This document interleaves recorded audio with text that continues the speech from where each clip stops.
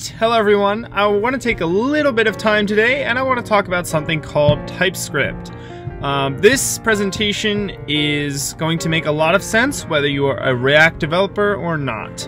And though I don't have any React videos on my channel yet, I thought I would mention TypeScript just because it is really fantastic if you're writing JavaScript code for especially large applications. It's going to help you with errors. It's going to save you from having to go through all your code looking for bugs. It's going to make your life as a developer a lot easier. So let's get into it. So this is the agenda for today. I want to talk about what TypeScript is and why you'd want to use it. I want to talk about some of the syntax of TypeScript. And I also want to talk about, in the end, using TypeScript with React, especially this is for if you're a React developer. It's going to make a lot of sense and it's going to make your life a lot easier. So, what is TypeScript and why do I care? TypeScript is a superset of JavaScript that compiles down to plain JavaScript. That's straight from the TypeScript docs. That's their definition of what TypeScript is. So that's a lot of lingo. Basically, it's a language that goes on top of TypeScript or on top of JavaScript, and like it says here, compiles down to plain JavaScript. So in the end, it's really just JavaScript code, but you get some syntax sugar on top of everything. So it's another kind of language that you're going to throw on top of JavaScript, and you're going to write regular old JavaScript code with some stuff thrown in. That's all TypeScript is, and we're going to talk about the syntax in a little bit. First of all, why would I want to use TypeScript?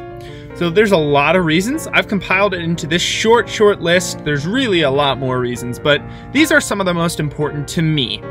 The biggest reason is JavaScript is loosely typed. This means that while other languages like C++ are more strict about their types, JavaScript leaves a lot of its typing up to the programmer. It gives us a lot of options, but it also gives us a lot of room for error. A var, for example, can be assigned almost any data type. It could be Boolean, a number, string, an object, an array, etc. This can lead to many hard-to-track errors. You're going through your code, looking for bugs, and oh, come to find out you've assigned the wrong data type. The wrong data type to the wrong piece of data. These kinds of errors can happen everywhere in your code, such as function arguments, props if you're using React.js, and as mentioned above, variables. TypeScript, believe it or not, will actually end up saving you time in the long run. Even though you're actually going to be writing more code, it's going to save you time because you won't have to go back through the code you wrote looking for type bugs, which is most of the bugs you'll encounter are type bugs. If they're not logical and logical thinking bugs, there's going to be a lot of type bugs. So this helps to clear that up.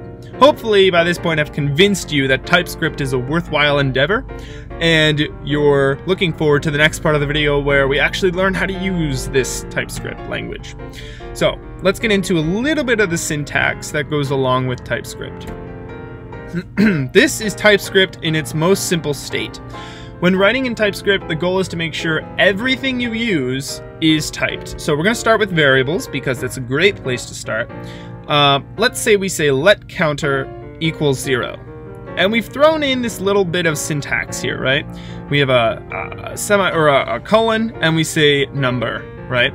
So we are in a sense typing our counter. We're saying counter is of type number. Right? So then farther down in our code, we'd say counter, if we try to say counter equals hello, right? TypeScript, our IDE, which is using TypeScript as kind of its linter, is going to say type hello is not assignable to number. So it's going to say this is an error, you can't do this, right? You've told me up here that number is counter's type, now you're trying to assign counter to a string. That's not going to work, and that's perfect. That's exactly what we want TypeScript to do. We don't want it to just blow through this and say, yeah, this code works just fine. Go ahead, keep moving on, see what breaks, right? We expect this counter to be a number, so we're going to tell TypeScript, don't let anything pass by us, right? Put a red squiggly line under anything that breaks this rule, and that's exactly what our IDE is going to do because TypeScript tells it to do that. So this is a bit more complicated example, but we have a chess object, and we say chess object, and then we give it a type of object, see the curly brackets, and we say queen, which is a key on that object, is of type Boolean. So we expect this queen key to have type false, right, or type Boolean rather, and false is a Boolean, so that's great. That works just fine. Then down in here, if we said chess object.queen equals true, that works just fine as well. That's also a Boolean. Then down here, if we tried to say chess object.queen equals 3, that does not work. Type 3 is not assignable to type Boolean. Okay, so that would not work. Here we can narrow this down a little bit more. We say queen is an array with 2 numbers inside of it. So we say queen, and then you have 0 and 0, and then we say chess object.queen is 2 and 3. That works just fine. Great. Then if we tried to say chess object.queen is false, whoa, that is not good.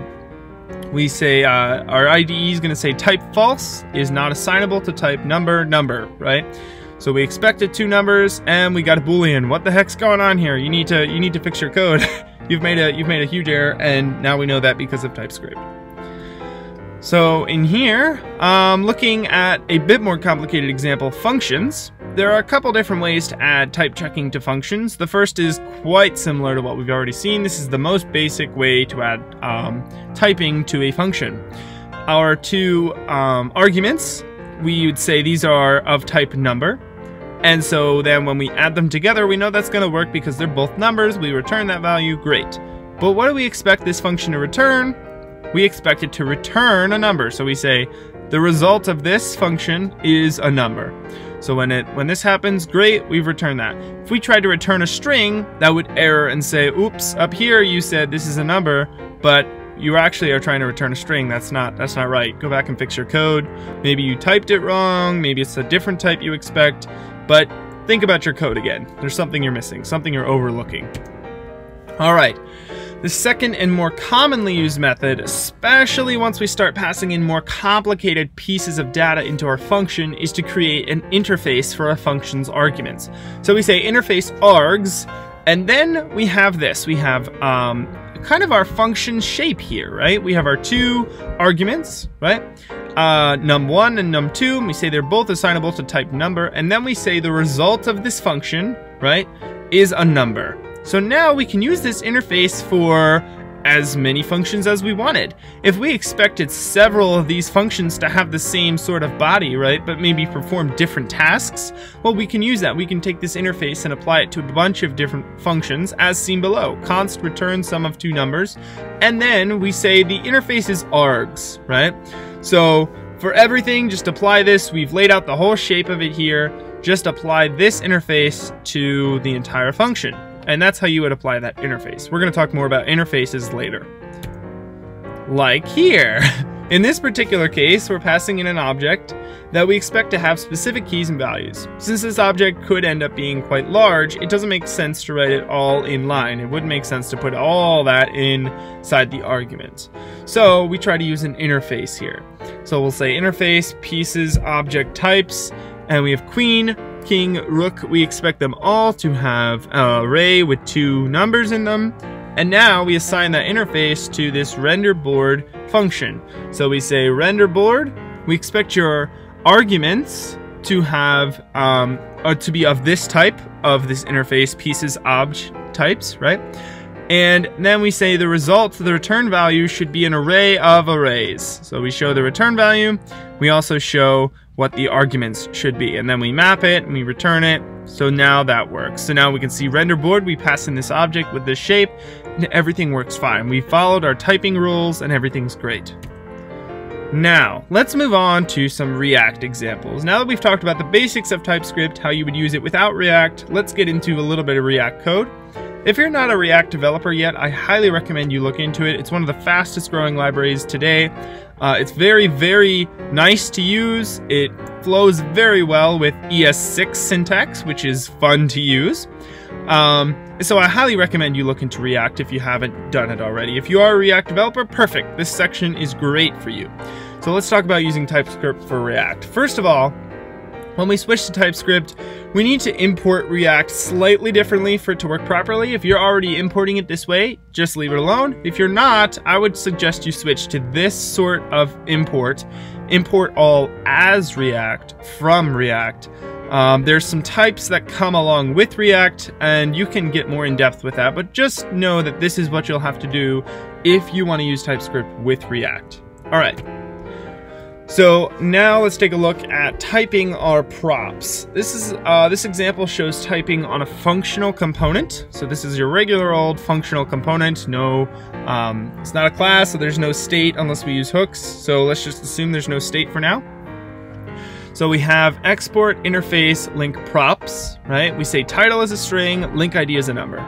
Then we say export const link, so this is a named export, and we take in our props. We're destructuring here, so we have title, link ID, and we say these props, right, should follow these rules, these typed rules. So we're going to follow the link props rules.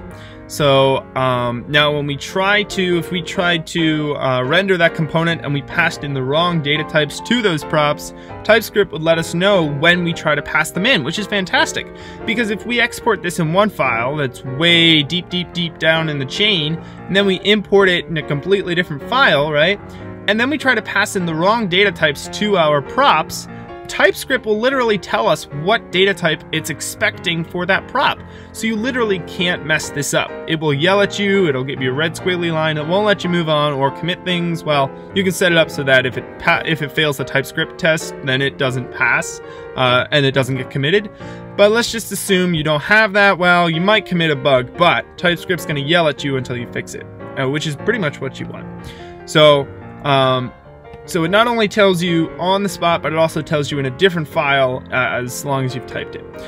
So now let's take a look at typing our props. This example shows typing on a class component. Notice that when we use link props, we have the open brackets as the second argument, right? And you'll see that on the line where it says export class link extends React component.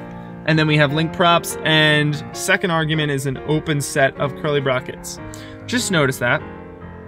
Let's take a look at our interface first. We have export interface link props, and you don't necessarily have to export it if you don't want to, but this is being exported here in case we wanted to use it for a different component. Link props describes the shape of props. State is never set, so we use the empty curly brackets type. So we say export class link extends React.component. And then we have, this is our way of using an interface for a class component. So we have the less than sign, then the name of our interface, link props, followed by a comma and an empty set of brackets. If we did happen to use typing for our state, that would go in there. But for now, we don't have typing for our states, so we're just gonna leave that blank. Then we have our render, we have const, and we say title, link ID, we destructure this with the props, right? And we say return this same thing, but we're using a class to do it. This would make a lot of sense unless we had state, but I didn't want to get into state right now, so I just decided to show you how you would do it with a class component, and then you can figure it out how to do it with a state. It's actually pretty simple, very similar to what we've already done. Alright, that's the end of our video. It was just a very quick introduction to TypeScript. There's so much more to learn. I do hope you check out the rest of these resources. You can pause the video. I might drop these links in the bottom or in the description below this video. But these are definitely things you want to look into. You're going to have to convert your React component to a TypeScript React project. That's very easy to do. Microsoft, which, by the way, Microsoft developed TypeScript, so they should be the authority on it.